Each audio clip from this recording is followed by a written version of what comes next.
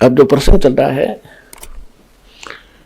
कि परमात्मा स्वयं आते हैं और ये यथार्थ ज्ञान को सुनाकर हमें इस दलदल से निकालना चाहते हैं। आज तक हमें ये ज्ञान किसी ने बताया नहीं, हमें कोई ऐसा भगवान बताया नहीं।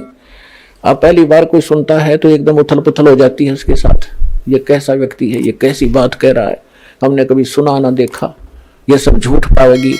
और जब वो प्रमाण मिलाता है तो ठगा सा रह जाता है कि सचमुच हमारे ग्रंथ, हमारे प्रमाण, और हमें ज्ञान नहीं था। तो फिर उसके रोने के अतिरिक्त उस भगत के पास शेष कुछ नहीं बचता। फिर वहां आएगा, 2 दिन पीछे आएगा, पूरा विश्व नाम लेगा इस दास से। अगर किसी ने सुखी होना है, मोक्ष कराना है, ये परमात्मा का आदेश भी है अपने बच्चों तक, वो अब इस ज्ञान को ये पहुंचा कर ही छोड़ेगा। चाहे जो कितना भी दृढ़ होकर बैठ गया अपने गुरु के ज्ञान पर, मेरे गुरु का ज्ञान सही है, गुरु जी बिल्कुल सच बताते, मैं नहीं मानूंगा, लेकिन इस सत्य में इतना दम है, यमुना का मानेगी। धर्मदास जी परमात्मा से जब मिले थे, जब उनकी वार्ता शुरू हुई थी मथुरा में, तो धर्मदास जी ने यही शब्द कहा था कि मैं अपने ज्ञान पर पूरा विश्वास करता हूं, अपने भगवान पर, अपने गुरु जी पर, मैं किसी की बात तो मानने वाला नहीं हूं। परमात्मा बोले जी ठीक है, मैं तो एक अज्ञानी हूं, मैं तो आपसे जानना चाहता हूं, मुझे मेरे प्रश्नों का उत्तर दो।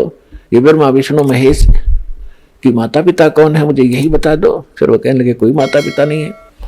तो परमात्मा ने वो प्रमाण बताए। उन्होंने देखा कि वो साथ ले रहा था पुस्तक, ठगा सा रह गया, लेकिन फिर भी ना माने, क्योंकि ये अहंकार बहुत बुरा, ये कैसे हो सकता है, ये कैसे हो गया, तेरी पुस्तक में लिखा है और कैसे हो गया, तेरे ग्रंथ में लिखा है, फिर कैसे हो गया।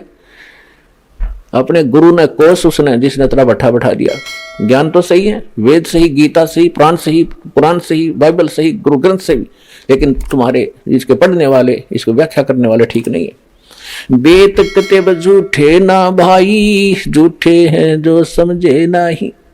ये वेद कतेब यानी शास्त्र झूठे नहीं, झूठे तो ये लोग हैं जो समझे नहीं, इन्हें कख भी नहीं पता, अपने सदग्रंथों का ज्ञान नहीं। इसमें क्या वर्णन किया हुआ है, अपना जीवन नाश किया और ना जाने कितने परमात्मा के बच्चों को मिसगाइड करके वो भार सिर पर और रख लिए नकली गुरुओं ने। अब इनके लिए समाधान है, यहां चुप करके आवे, अपना भी कल्याण करावे और भगवान के बच्चों को छोड़ दो। तुम बड़े भारी दोषी हो रहे हो।